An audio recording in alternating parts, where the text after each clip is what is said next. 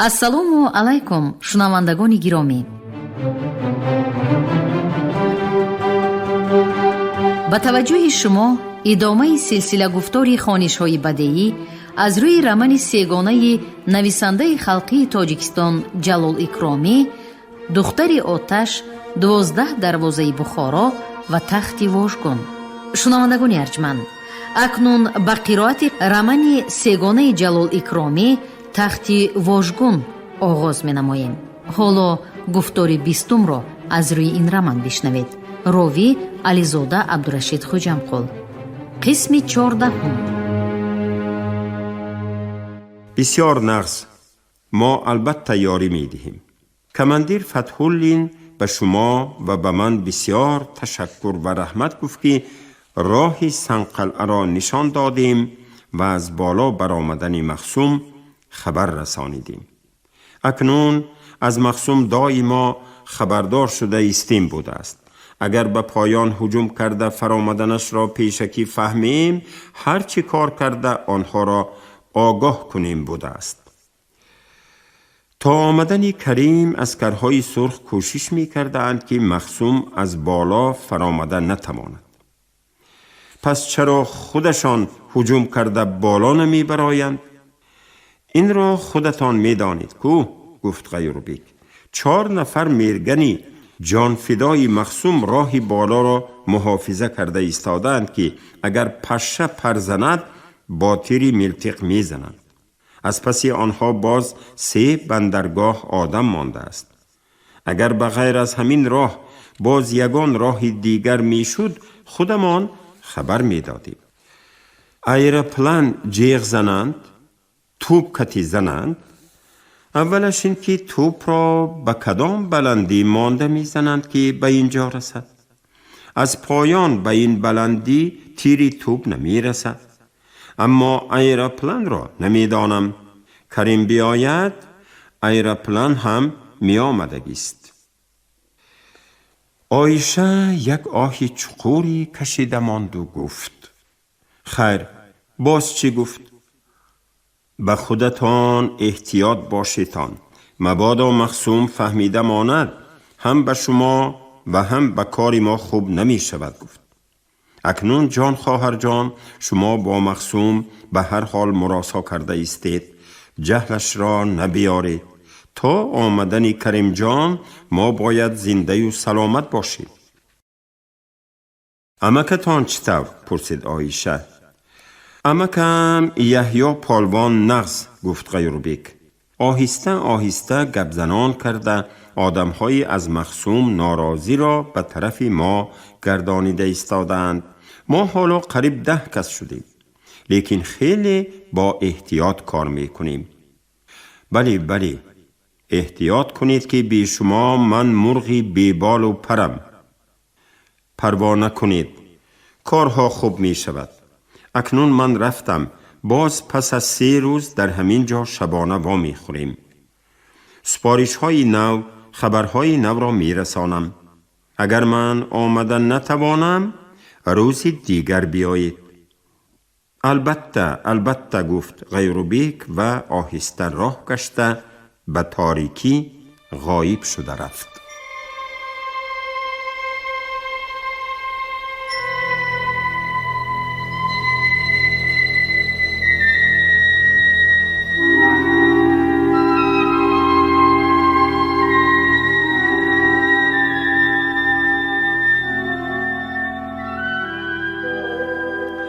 این غیوربیک یکی از جوانهای فریب خورده‌ای بود که به دسته مخصوم همراه شده آمده حالا حقیقت کار را درک کرده است.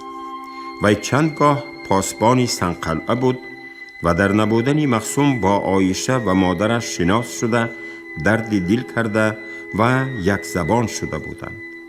غیوربیک امک هم داشت که در اردوگاه مخصوم آشپزی می‌کرد. جیان و امک آهسته آهسته به گرد خود 34 نفر آدمان خودشان بر این را جمع کرده بودند و می خواستند که یا فرصت یافته روند و به عسکرها تسلیم شوند یا که طرفداران بسیار جمع کرده شوریش بردارند. باره حتی غیوربیک وقتی در پایان بودنش چشم خطا کرده به اردوگاه اسکران سرخ رفت و تسلیم شد. لیکن کماندیر فتحولین به وی شناس شده احوال و کردارش را فهمیده مصلحت داد که گشته رود و در بین او و دیگران رابطه پیدا کند. همین طور هم شد. عایشه با دلیری و ناترسی خود غیوربیک را حیران می کرد.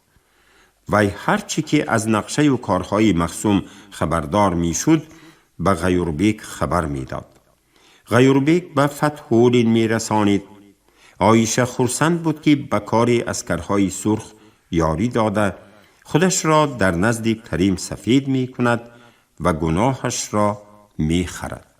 بنابراین روح گرفته در امید روزی نیک و خلاصی از دست ظالم کار می کرد و ترس و بیم را به یک سو غنداشته مانده بود.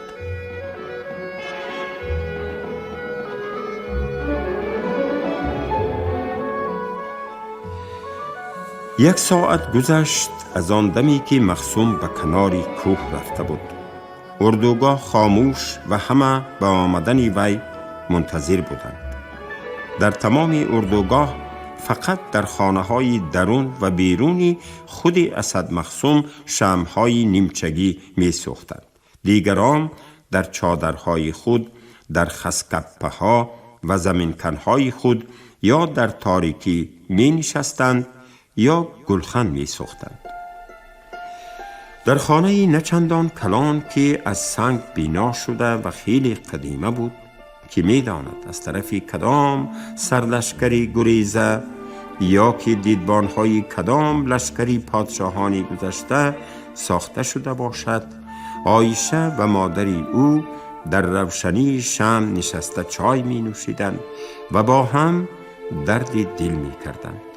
آن خانه فقط یک درو، آن هم قدیمه، از چوب قفس چنار دو سوراخی به جای تیریزه داشت.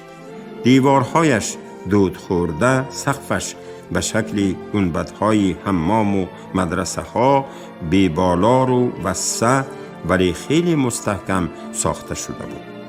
بوی زه و نم می آمد.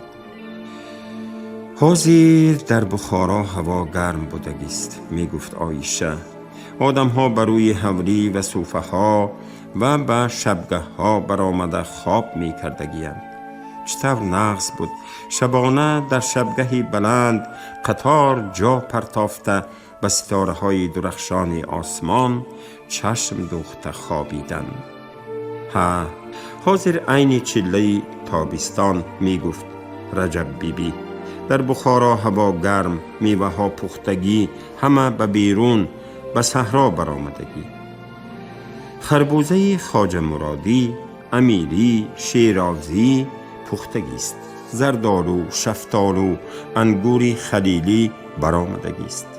انگوری شبرغانی، انگوری لعل، انگوری حسینی هم برآمدگی است.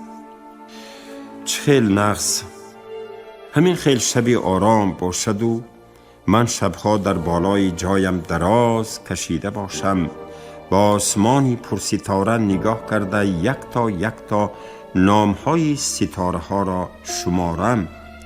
انوی ستاره هفتادران، انوی ستاره ترازو، انویش یغلاغوی بیوزنان.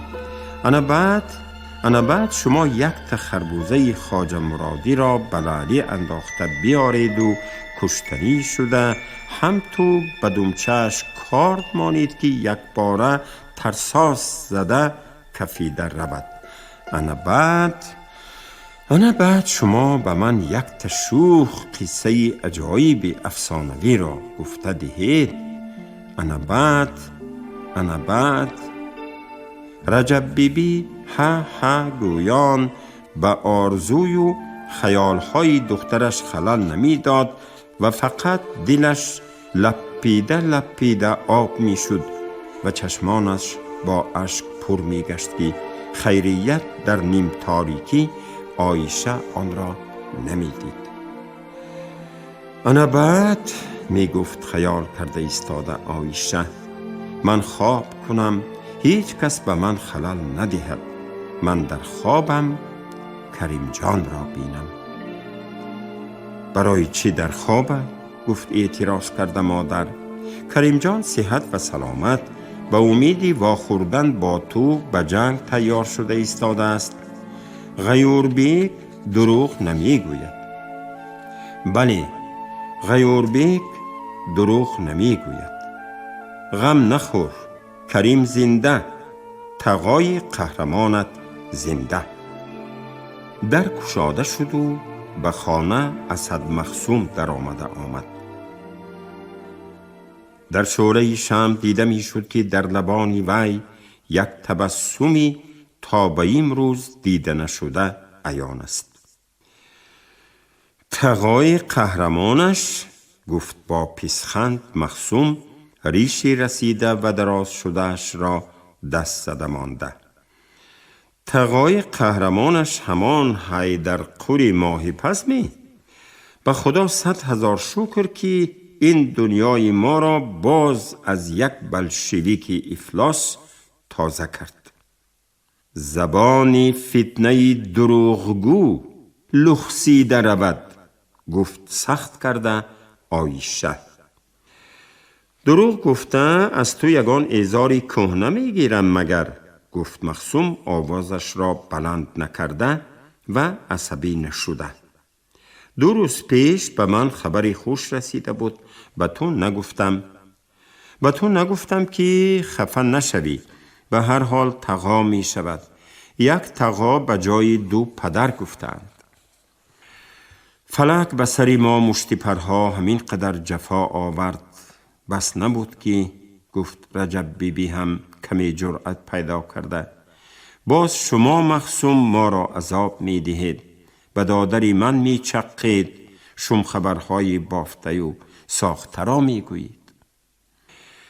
باور نکنید اختیارتان، امید کرده گشتن گیرید، گفت مستریحانه مخصوم.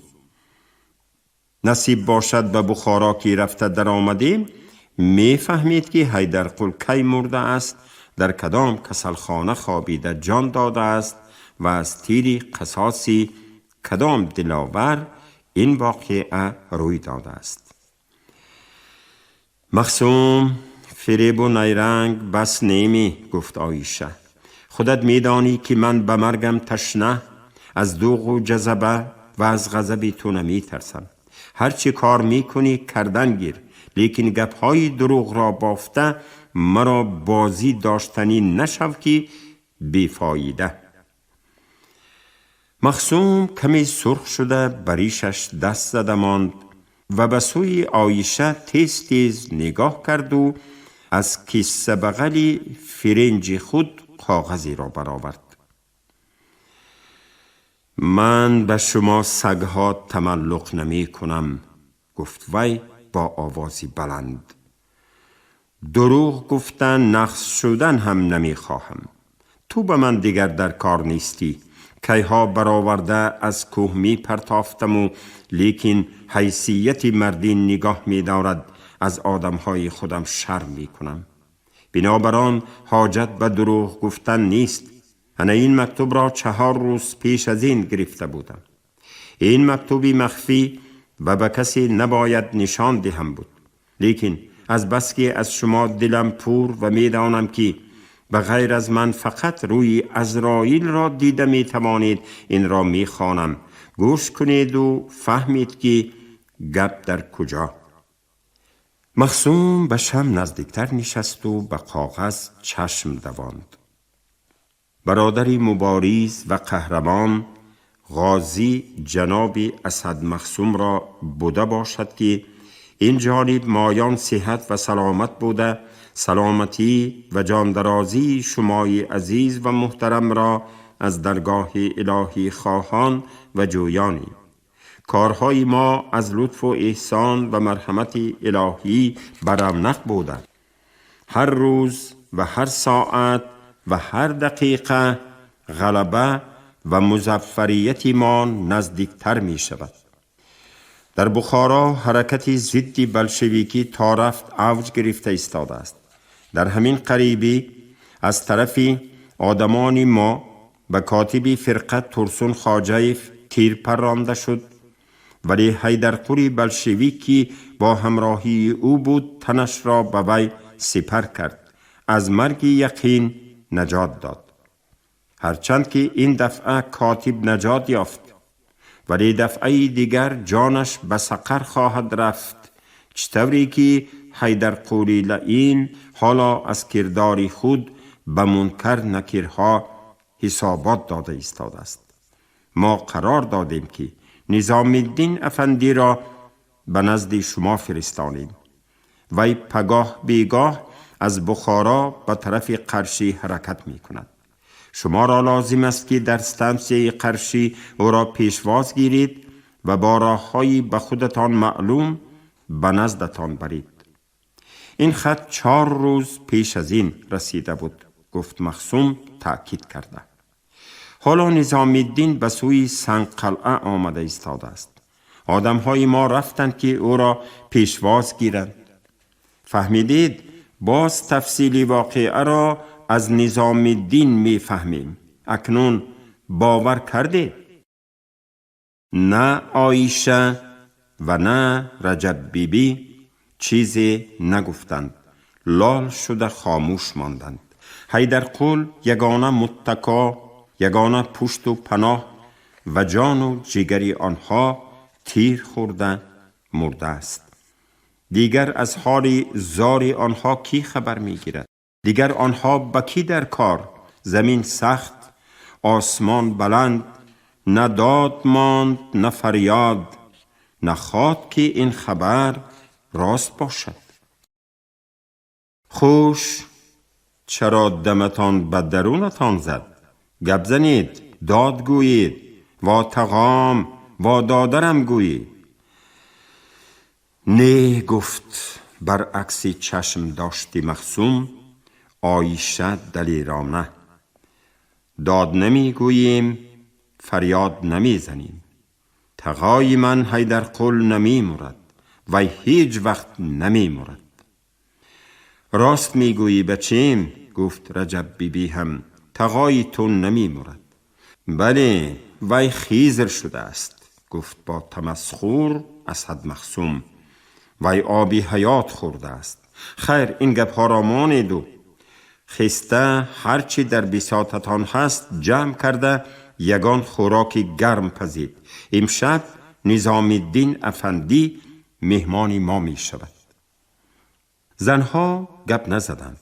مخصوم از میخ جامعی نیم داشتی علاچهی کزدمکی خود را گرفته به کیف پرتافت، تیلپکی بررگینی قفقازی دوست خود را درستر کرده پوشیده و باز به زنها مراجعت کرد.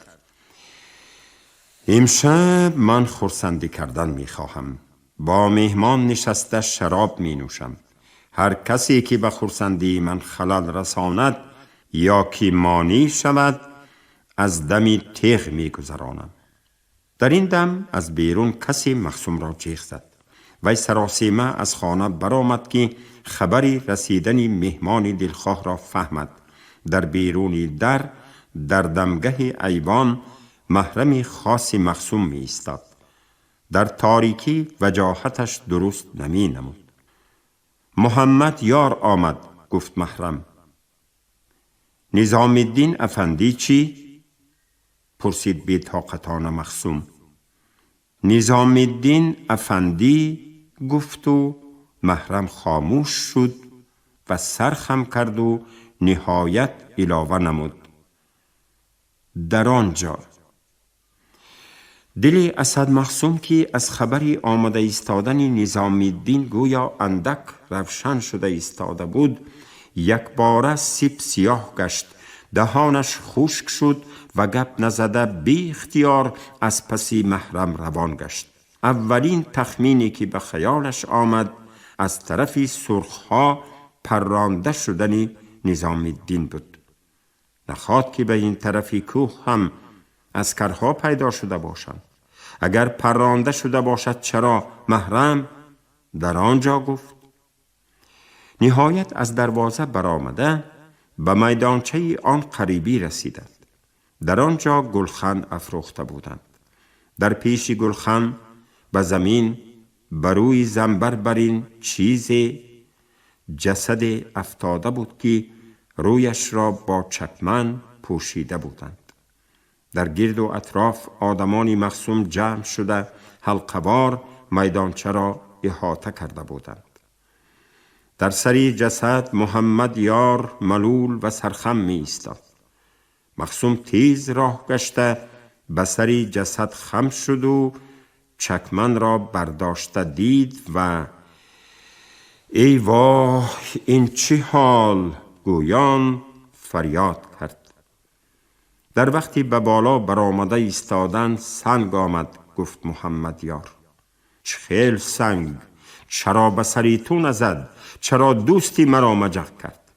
مخصوم از گریبانی محمد یار داشته سخت به طرفی خود کشید. گپ زن خاین. من خاین نه، گفت محمد یار دستی مخصوم را از گریبانی خود کنده. من هم معیب شدم، پایم به زیر سنگ ماند، لیکن با وجودی همین او را به اینجا کشاندم. خاین می شدم نمی آمدم. سنگی نبودگی از کجا آمد؟ دوز بچه های قشلاق، گفت محمد یار. دوز بچه های قشلاق کمین گرفته ایستاده به سر ما سنگ ریختند. پای مرا سنگ زیر کرد و جنبیده نتوانستم. زاکر بای و پسری او هم معیب شده خود را به قفا کشیدند. من به خلاصی مهمان حرکت می کردم که به سری من هم سنگ آمد و بیهوش شده افتادم. بعد وقتی که به هوش آمدم نظام الدین افندی را از زیر سنگ برآورده کیسه هایش را خالی کرده رفته بودند. میلش، گفت مخصوم بریشش دست زده مانده. این را ما می فهمیم. اورنبای 500. لبی، گفت یک مردی قد بلندی دغلی که در آنجا ایستاده بود. این خائن را برده حبس کرده مانید. نقص کافت و کاو کنید. زخم پایش را تفتیش کنید. عبیدالله، تو لباسهای نظام الدین افندی را بین که شاید مکتوبی یا یگان چیزی باشد. بعد جسد را به حملی به تی ایوان برآورده پوشانیده مانید. پگاه جنازه می خوانیم. این را گفت و مخصوم هنگاس زده گریسته سر داد و با رومالچه چشمانش را پوشیده خود را به قفا کشید. آدمانی وی که تا امروز این حالتی او را ندیده بودند و گمان هم نمی کردند همه حیران و حتی گرنگ شده بودند. مخصوم به قفا گشت و آهسته آهسته راه گشته به حولی در آمد و به مهمانخانه خود گذشت و به محرمش گفت که کسی را به نزد او نگذارد.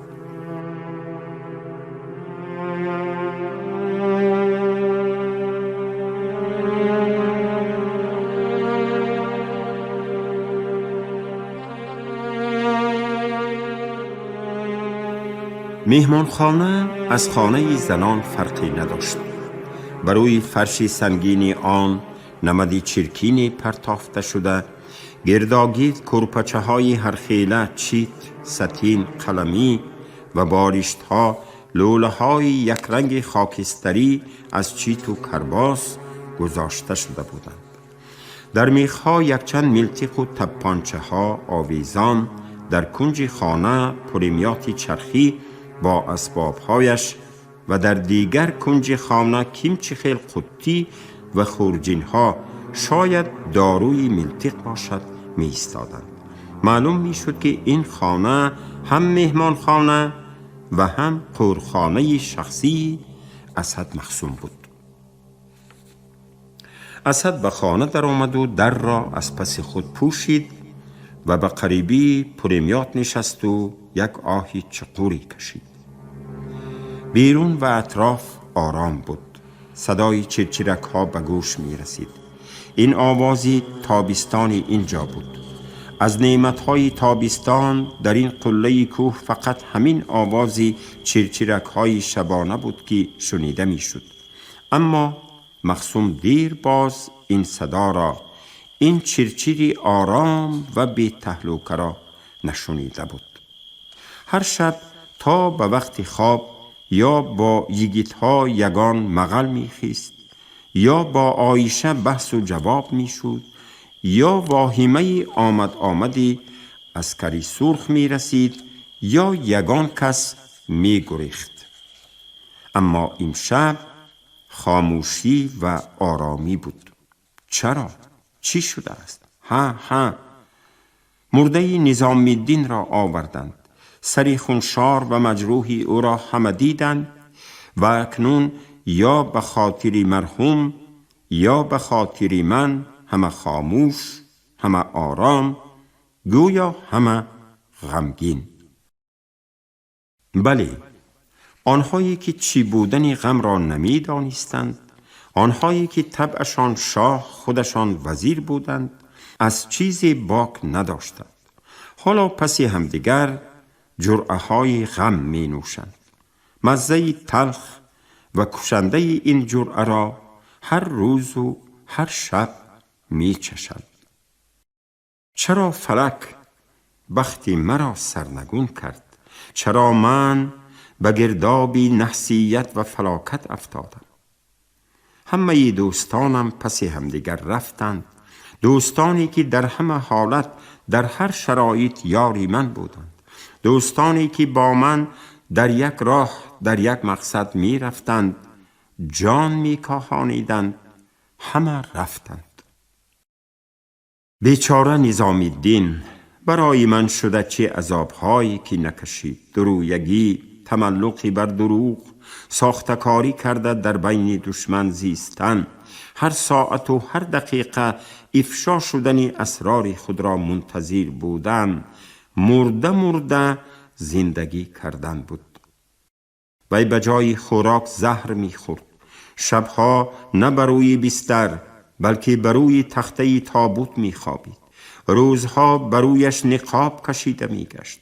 هر سخن، هر حرف را با 100 فکر و خیال به زبان می آورد. نه دشمنی روی راست بود و نه دوستی بی نقاب. نه کاه بود نه دان. با امید و آرزو زندگی کرده، آخر در این خرابات سری خود را به زیر سنگ گذاشت. اکنون نقاب را از روح گرفته بود. اکنون که روی راست به دعوا برخاسته بود، لااقل چند روز لذتی مبارزه و غلبه را چشیدن نتوانست. کی می داند چی خبرهای مهم را وی با خودش برده باشد. من تا به کی در این نوگی کوه استقامت کنم؟ نخواد که به پایان زده فرآمده به طرف بخارای شرقی رفتن ممکن نشود. سردارهای ترسانچک و بزدل من چگونه باشد؟ چی مصلحت داده باشند؟ باعث افشا گشتن اسرار نظام الدین چی باشد؟ در مکتوب اوله در این خصوصها گپی نبود. وی سر برداشت و به طاق خانه نظر کرد. در آنجا چاینیک و پیاله می ایستاد.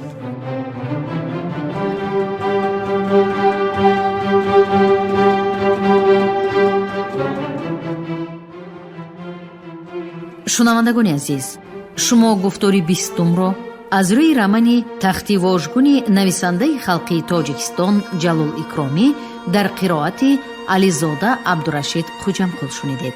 Коргардон Шералии Нағзалӣ, садобардор Карим Толибов. поёни гуфтор аз силсилаи хониши бадеӣ. шод бошед.